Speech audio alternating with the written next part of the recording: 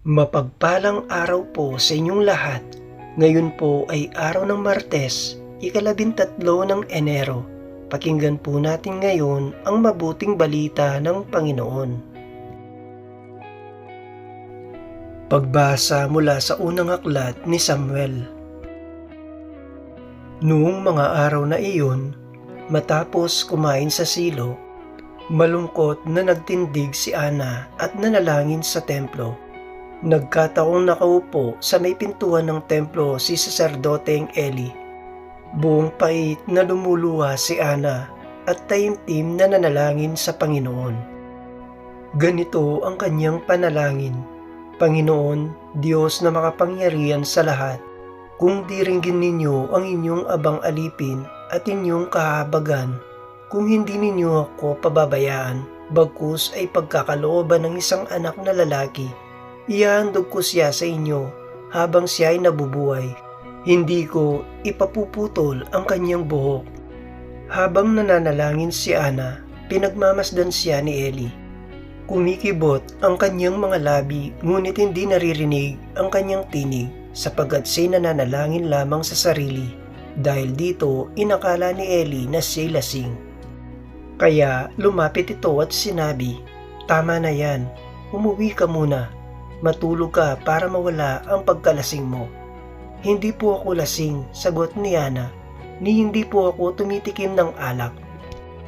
Ako po'y aping-api at idinudulog ko lamang sa Panginoon ang aking kalagayan. Huwag po ninyong ipalagay na napakababa ng pagkababae ng inyong alipin. Inihihinga ko po lamang ang aking damdamin." Dahil dito, sinabi ni Eli, "Magpatuloy kang mapayapa at naway ipagkaloob ng Diyos ng Israel ang iyong hinihingi."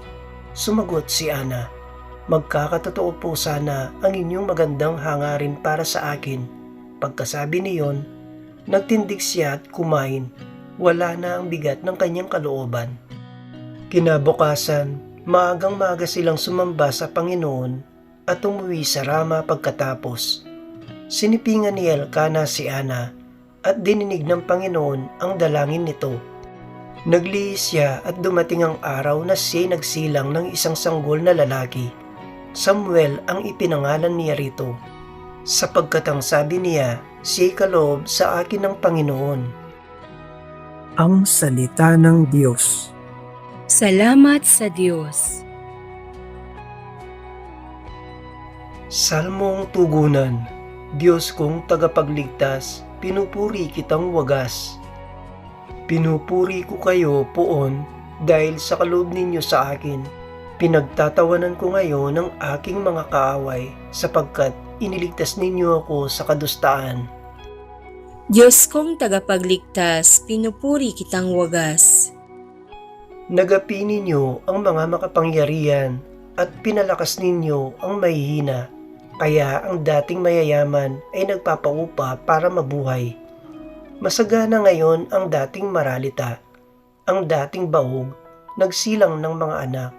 At ang maraming supling ay sa lungkot na sadlak. Diyos kong tagapagligtas, pinupuri kitang wagas. Kayo, Poon, ay may kapangyarihang magbigay o bumawi ng buhay. Maaari ninyo kaming patayin, maaari ring buhayin. Maaari ninyo kaming payamanin o pahirapin, maaari ring ibaba o itaas. Diyos kong tagapagligtas, pinupuri kitang wagas. Mapadadakila ninyo kahit ang pinakaaba, mahahango sa kahirapan kahit ang pinakadukha. Maihahanay ninyo sila sa mga maharlika, mabibigyan ng karangalan kahit na ang dustang-dusta. Diyos kong tagapagligtas, pinupuri kitang wagas. Aleluya, aleluya. Tanggapin niyo ang salita na di sa tao nagmula, kundi sa Diyos na dakila. Aleluya, aleluya. Ang mabuting balita ng Panginoon ayon kay San Marcos. Sa lungsod ng Capernaum, sa araw ng pamamahinga, si Jesus ay pumasok sa sinagoga at nagturo. Namangha ang mga tao sapagkat nagturo siya sa kanila na parang isang may kapangyarihan at hindi tulad ng mga eskriba. Bigla namang pumasok sa sinagoga ang isang lalaking inaalihan ng masamang espiritu at sumigaw, "Ano ang pakialam mo sa amin, Jesus na taga Nazaret? Naparito ka ba upang puksain kami? Kilala kita, ikaw ang banal mula sa Diyos." Ngunit iniutos ni Jesus sa masamang espiritu, "Tumahimik ka, lumabas ka sa kanya." Pinapangisay ng masamang espiritu ang tao at sumisigaw na lumabas. Nang gilalas ang lahat, kaya't sila'y nagtanungan, "Ano ito? Bagong aral?" Nautusan niya pati ang masamang espiritu. At sinunod naman siya at mabilis na kumalat sa buong Galilea ang balita tungkol kay Jesus. Ang mabuting balita ng Panginoon. Pinupuri ka namin, Panginoong Hesukristo.